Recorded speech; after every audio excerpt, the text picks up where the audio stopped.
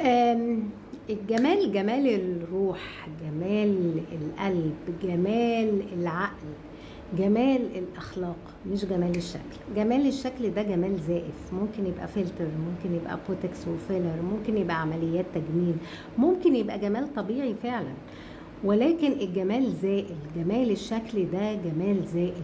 اللي باقي هو جمال الروح زي ما قلت لك أولا، وجمال الأخلاق والعقل والدين.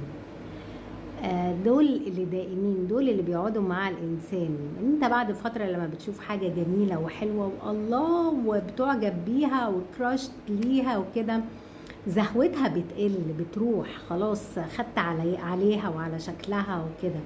انما مع الوقت كل لما جمال الروح بيبقى موجود، كل لما كان الجمال بيزيد اكتر واكتر. فما تتغرش بالشكل، الشكل دايما خداع. شكرا.